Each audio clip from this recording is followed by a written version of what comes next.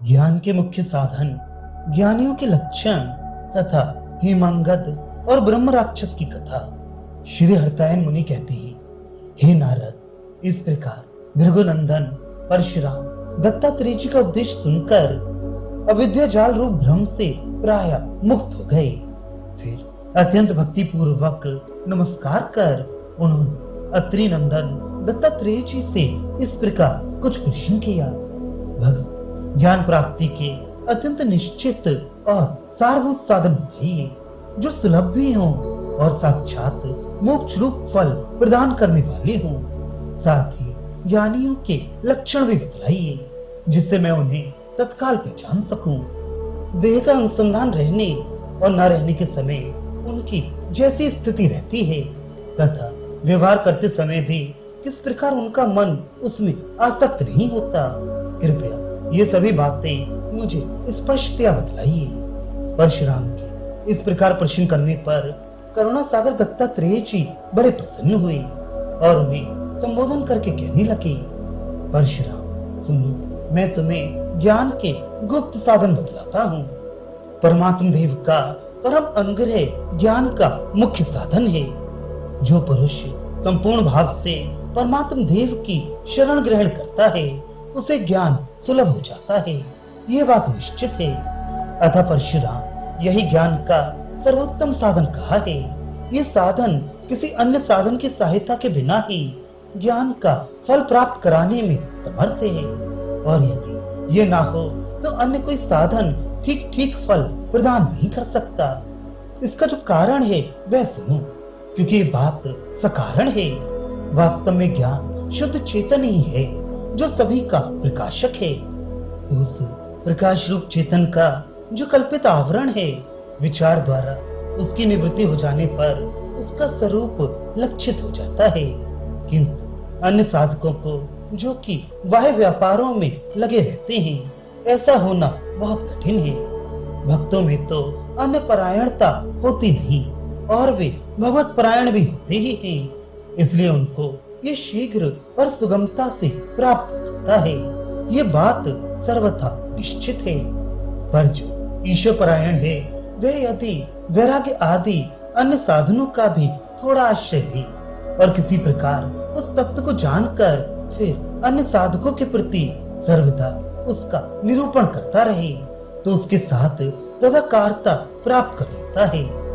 इस प्रकार के निरूपण आदि से जब उसकी तदरूपता सुदृढ़ हो जाए तो वह शिवत्व प्राप्त करके हर शोक आदि से रहित हो उसी में चित्त रखकर जहाँ तहाँ भी जाता है उस सबको वह शिव से अभिन्न ही कर देता है। इस प्रकार उत्तम ज्ञानी हो वह जीवन मुक्त पद पर स्थित हो जाता है। अतः अत्यंत भक्ति पूर्वक अन्य जिज्ञासुओं के प्रति बार बार आत्म तत्व का निरूपण करना यही शेष साधन है। इसके समान और कोई साधन नहीं है। सचमुच भक्ति पूर्वक निरूपण करने से बढ़कर और कोई साधन नहीं है। परशुराम, ज्ञानियों के लक्षणों को जानना तो निश्चय ही अत्यंत कठिन है, क्योंकि उनका वास्तविक स्वरूप तो सभी से आंतर तथा नेत्र और वाणी आदि इंद्रियों का अविषय होता है। दूसरों के द्वारा उसका निरूपण एवं दर्शन होना कभी संभव नहीं है। जिस प्रकार लोक में किसी का शास्त्र ज्ञान भी देह, वस्त्र या आभूषण आदि के द्वारा दूसरों को कभी मालूम नहीं होता, उसी प्रकार ज्ञान का भी दूसरों को पता नहीं लगता। परशुराम, जिसने मधुर आदि रस का आस्वादन किया है उसके रस का ज्ञान जैसे उसे ही होता है, वैसे ही तत्वज्ञता भी केवल आत्म अनुभव से ही जानी जा सकती है और किसी प्रकार नहीं। तो भी जिस प्रकार नन्ही नन्ही चींटियां अपने रास्ते का पता लगा लेती हैं, उसी प्रकार चतुर और विद्वान पुरुष ज्ञानियों के भाषण आदि से उनको पहचान लेती हैं। यूं तो शास्त्रों में उनके शांति आदि अनेकों स्थूल लक्षण बतलाए गए हैं, परंतु वे केवल उन्हीं में पाए जाएं ऐसी बात नहीं है। इसी प्रकार अनेकों सूक्ष्म लक्षण भी हैं, किंतु उन्हें दूसरे लोग जान नहीं सकते। ये देखा जाता है कि ज्ञानियों का सा निरूपण, भाषण और साधनों का सा अभिनय दूसरे लोग भी कर सकते हैं, जिनका अंतःकरण शुद्ध नहीं है, वे भी यदि ज्ञान के किसी साधन का अभ्यास करते हैं तो वे उनमें स्थिर हो जाता है और वही उनका लक्षण कहा जाता है। मान अपमान, लाभ हानि और जय पराजय जिसके चित्त में कोई अंतर नहीं डाल पाते, उसे ज्ञानियों में उत्तम समझना चाहिए। यदि आत्म अनुभव के विषय में कोई गुण प्रश्न किया जाए और वे निसंदेह होकर तत्काल उसका उत्तर देते तो वह ज्ञानियों में उत्तम है। ज्ञान चर्चा में जिसे अत्यंत उत्साह हो और उसका निरूपण करने से जो पीछे ना हटे, यह भी उसके ज्ञानी होने का ही लक्षण है। जिसमें स्वभाव से ही कोई प्रवृत्ति आरंभ करने की रुचि ना हो, संतोष और पवित्र चित्तता हो तथा अत्यंत आपत्ति के समय भी जो शांत चित्त रहे, वह ज्ञानियों में उत्तम है। भृगु श्रेष्ठ, इसी प्रकार ज्ञानियों के और भी कुछ लक्षण हैं, किंतु ये निश्चय है कि वे अपनी परीक्षा में ही सुस्थिर अव्यवचारी हैं। साधक को तो सर्वदा अपने चित्त की परीक्षा में ही तत्पर रहना चाहिए। वे जिस प्रकार दूसरों की परीक्षा में बड़ा निपुण होकर लगा रहता है, उसी प्रकार यदि अपनी परीक्षा करता रहे तो कैसे सिद्धि प्राप्त न करेगा। जिस समय वे दूसरों के गुण दोषों के विचार में न लगकर अपने ही गुण दोषों की छानबीन में लग जाएगा, उस समय वह सभी साधनों को प्राप्त करके सिद्धि प्राप्त कर लेगा। भृगुनंदन, इस प्रकार यहाँ जो ज्ञानियों के लक्षण कहे हैं, वे सर्वथा अपने चित्त की परीक्षा में ही उपयोगी हैं, किंतु दूसरों की परीक्षा में तो वे व्यभिचारी अर्थात सर्वदा उपयोगी न होने वाले हैं। क्योंकि भृगुनंदन, जो ज्ञानी अत्यंत शुद्ध चित्त वाले होते हैं, उन्हें आरंभिक अवस्था वाले साधनों से ही सिद्धि प्राप्त हो जाती है। अतः वे अपनी पूर्व वासनाओं के अनुसार व्यापार में लगे रहते हैं। उन सामान्य व्यवहारियों की परीक्षा तुम कैसे कर सकोगे? उनकी परीक्षा तो अपने अभ्यास के सामर्थ्य से ज्ञानी लोग ही करेंगे। जिस प्रकार की रत्नों की परीक्षा करने वाले उसे देखते ही पहचान लेते हैं, मंद ज्ञानियों के देह की स्थिति तो अज्ञानियों के समान ही होती है, क्योंकि उन्हें सहज समाधि प्राप्त नहीं होती। जब तक वे विचार में लगे रहते हैं तब तक तो पूर्ण स्वरूप ही होते हैं, किंतु जब विचारोन्मुख नहीं होते तो देह अध्यास युक्त रहने के कारण, अत्यंत सुख दुख अनुभव करने के कारण पशु के समान रहते हैं। बीच बीच में पूर्ण दशा आते रहने से, शांति का अनुभव करते रहने पर भी उस सद्विचार के मध्य में उन्हें जो पशु दशा प्राप्त होती है, वे जली हुई रस्सी के समान होने के कारण उनके बंधन का कारण नहीं होती। जबकि वस्त्र के दोनों सिरे लाख के रस से रंग दिए जाते हैं, तो रंग के फैल जाने से वस्त्र का सारा मध्य भाग भी लाख की लाली से व्याप्त हो जाता है। इसी प्रकार चित स्वरूप परमात्मा का चिंतन करते हुए बीच में उसका जो व्यवहार होता है, वह भी चित स्वरूप से अभिन्न हो जाता है, इसलिए उसके बंधन का कारण नहीं होता। मध्यम ज्ञानियों को देह का संयोग बिल्कुल नहीं रहता। बुद्धिमान पुरुष देह में आत्म बुद्धि को ही देह का संयोग कहते हैं। परशुराम जी, वह देह संयोग मध्यम विज्ञानी को कभी नहीं होता, क्योंकि अभ्यास की अधिकता के कारण उनका मन सर्वदा लीन रहता है। जिस समय उसका अंतःकरण समाधिस्थ रहता है, उस समय उसका कोई व्यवहार ही नहीं रहता। उसकी जो देह यात्रा का निर्वाह होता है, वह भी उसकी सुषुप्ति के समान ही है। जिस प्रकार कोई सोया हुआ पुरुष पूर्व वासनाओं के अनुसार कभी कुछ बोल या कर बैठता है, तो भी पीछे उसे कुछ पता नहीं रहता। जिस तरह मदिरा से उन्मत्त हुआ पुरुष कुछ बोले या करे तो उसे उसका पता नहीं चलता, उसी तरह लौकिक व्यवहार से दूर रहने वाला यह महायोगी कभी कुछ करता भी है तो पीछे उसका पता नहीं रहता। वह प्रारब्ध और वासनाओं पूर्वाभ्यासों के कारण ही सर्वदा शरीर का निर्वाह करता है, किंतु जो उत्तम ज्ञानी होता है, देह तो उसकी दृष्टि में भी नहीं होता, किंतु वह रथ के सारथी की तरह स्थित होकर सारा व्यवहार करता है। जिस प्रकार सारथी रथ के द्वारा व्यापार करने पर भी रथ रूप नहीं होता, उसी प्रकार उत्तम ज्ञानी देह संबंधी व्यापारों में लगा रहने पर भी ना तो देही होता है और ना व्यापार करने वाला, बस शुद्ध ज्ञान स्वरूप ही रहता है। वह भीतर से अत्यंत निर्मल और स्वस्वरूप में स्थित रहते हुए ही ऊपर से वार करता है। जिस प्रकार नाटक में स्त्री वेश धारण करने वाला पुरुष दो रूपों में स्थित रहता है, अथवा जैसे बालक के साथ खेलने वाला प्रौढ़ पुरुष उस खेल के हार जीत आदि दोषों से मुक्त रहता है, उसी प्रकार ये उत्तम ज्ञानी लोक लीला में लगा रहने पर भी निर्मल चित्त रहता है। मध्यम ज्ञानी की तो निरोध की अधिकता के कारण अविचल स्थिति रहती है, किंतु इस उत्तम ज्ञानी की अचल स्थिति विचार की उत्कृष्टता के कारण होती है।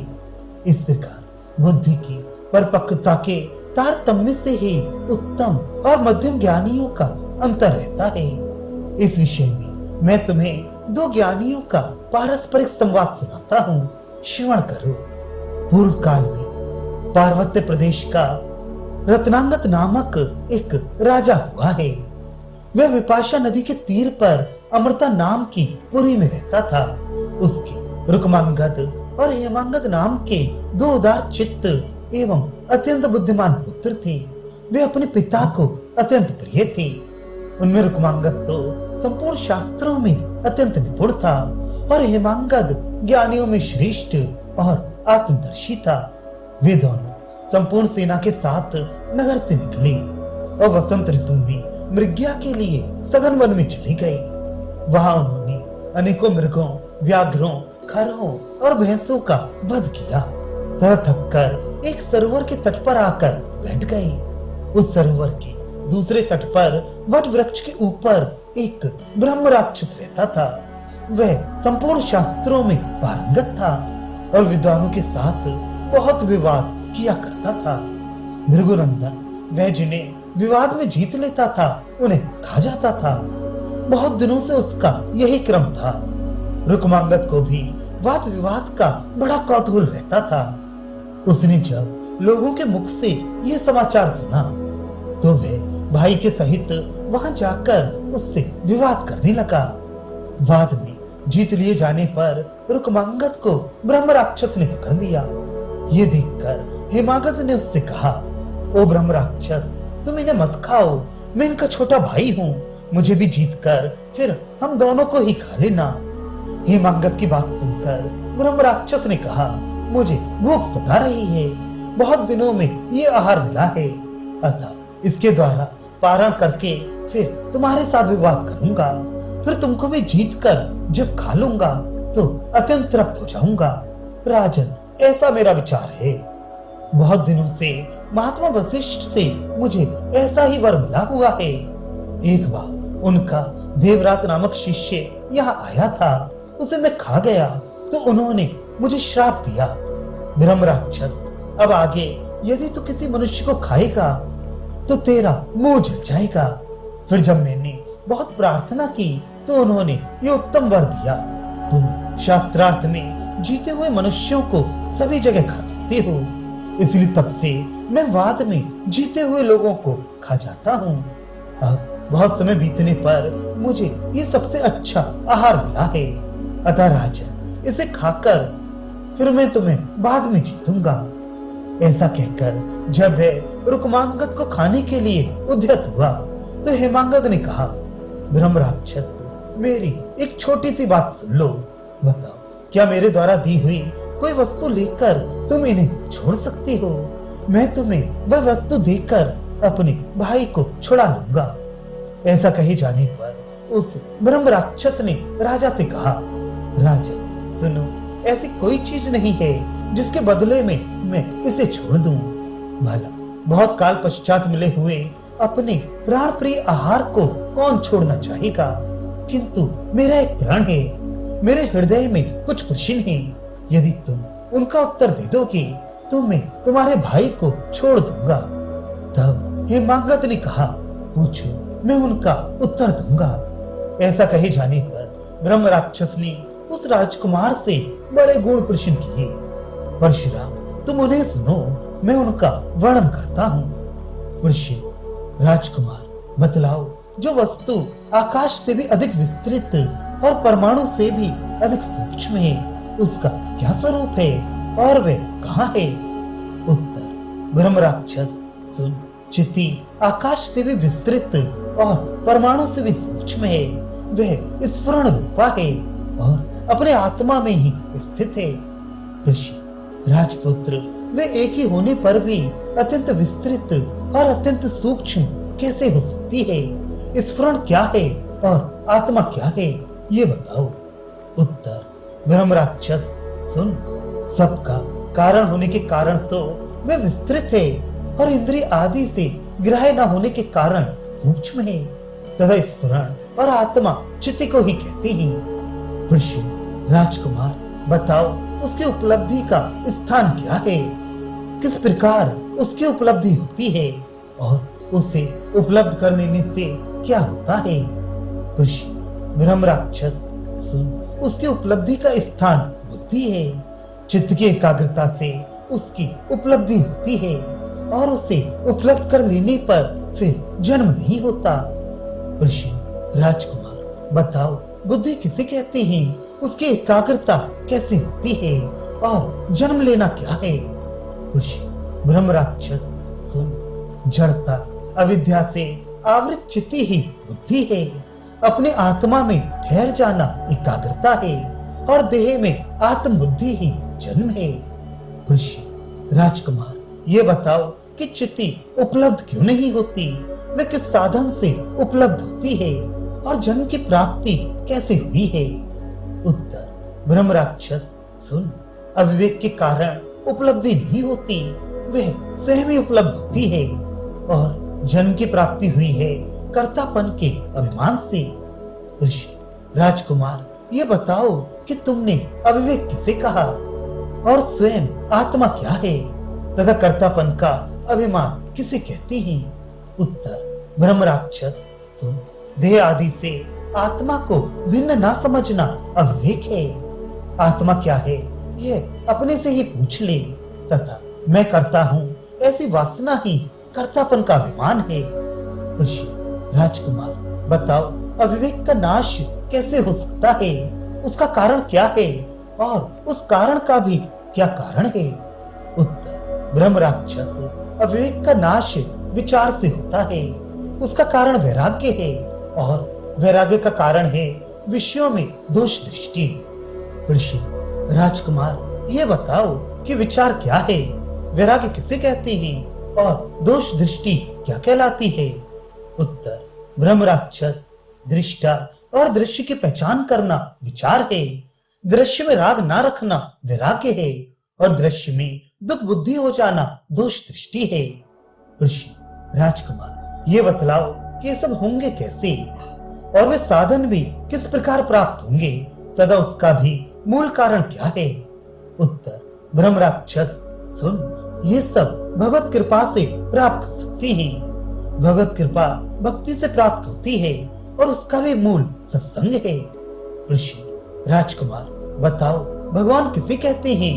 भक्ति क्या कही जाती है और संत किन लोगों को कहा जाता है? उत्तर, ब्रह्म राक्षस, जो जगत को धारण करने वाला है वह भगवान है।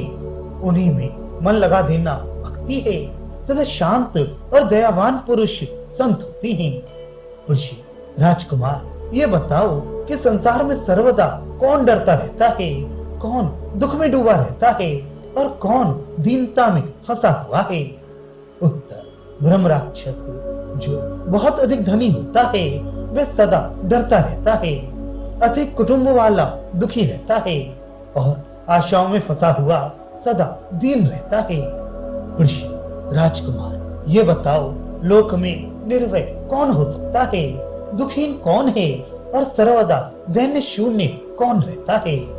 उत्तर, ब्रह्म राक्षस, सुन, जिसकी किसी में आसक्ति नहीं है वह निर्भय रहता है। जिसका मन पर अधिकार है वह दुखहीन रहता है और जिसने जानने योग्य वस्तु को जान लिया है उसमें दीनता नहीं रहती। ऋषि राजकुमार, ये बताओ कि लोक में जिसकी पहचान अत्यंत कठिन है वे कौन है, विधेय होकर भी दिखाई कौन देता है, और निष्क्रिय की क्रिया क्या है? उत्तर, ब्रह्म राक्षस सुन, जीवन मुक्त की पहचान अत्यंत कठिन है। वह देहवान होकर भी विधेय है, और उसकी क्रिया ही निष्क्रिय की क्रिया कही जाती है। प्रश्न, लोक में कौन सी वस्तु है और कौन सी नहीं है, तथा अत्यंत असंभव क्या है? राज, बस इतना बतला देने पर मैं तुरंत तुम्हारे भाई को छोड़ दूंगा। उत्तर, ब्रह्म राक्षस दृष्टा चेतन है और दृश्य नहीं है, तथा व्यवहार असंभव है। इस प्रकार मैंने तुम्हारे इस प्रश्न का भी उत्तर दे दिया। अब तुरंत मेरे भाई को छोड़ दो। ये सब सुनकर ब्रह्म राक्षस बड़ा प्रसन्न हुआ और उसने रुक्मांगद को छोड़ दिया। उसके पश्चात वह भी ब्राह्मण ही हो गया। उसे एक तेजस्वी तपोमूर्ति ब्राह्मण के रूप में देखकर उन राजकुमारों ने शंकित होकर पूछा, आप कौन हैं? तब उस श्रेष्ठ ब्राह्मण ने ज्यों का त्यों अपना वृतांत सुनाया। मैं पूर्व काल में मगध देश में एक सुप्रसिद्ध ब्राह्मण था। मैं वसमान नाम से विख्यात और सभी शास्त्रों में कुशल था। विद्या का मुझे बड़ा अभिमान था और मैंने स्वभाव में सैकड़ों विद्वान ब्राह्मणों को अनेकों बार परास्त कर दिया था। इससे मैं अत्यंत गर्वित हो गया था। मैं शास्त्रार्थ के लिए तो उत्सुक रहता ही था और शुष्क तर्क करने में बहुत निपुण भी था। एक बार आत्मविद्या के विषय में विचार करने के प्रसंग से महर्षि नरेश के सभा में अष्टक मुनि से मेरा समागम हो गया। वे परमात्म तत्व को जानने वाले और अत्यंत शांत थे। उस समय मैं केवल शुष्क तर्क की युक्तियों से उनका खंडन करता रहा। उसके उत्तर में उनका जो अनेकों शास्त्रों से प्रमाणित समाधान वचन होता था, उसे अपने तर्क जाल से काटकर मैं बार बार आक्षेप खंडन ही करता रहा।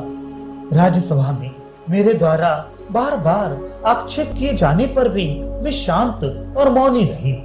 तब उन महात्मा के काश्यप नामक शिष्य ने क्रोधातुर हो उस राज्यसभा में मुझे श्राप दिया। अरे ब्राह्मण अधम, तू अकारण ही मेरे गुरुदेव का अनादर कर रहा है, इसलिए तू दीर्घ काल तक ब्रह्म राक्षस रहेगा। उसका ऐसा श्राप होने पर मैं बड़ा भयभीत हुआ और कांपते हुए उन अष्टक मुनि को प्रणाम कर उन्हीं की शरण में गया।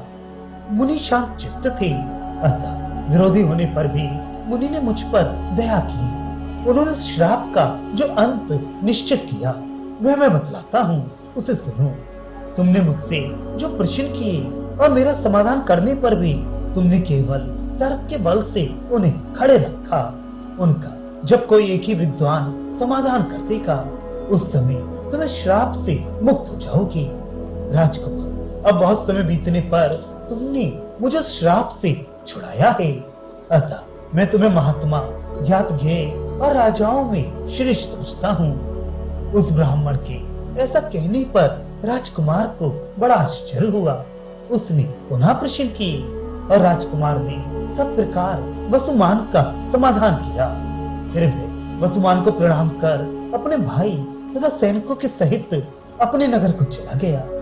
वर्षा, तुमने जो कुछ पूछा था वह सब मैंने तुमसे कह दिया।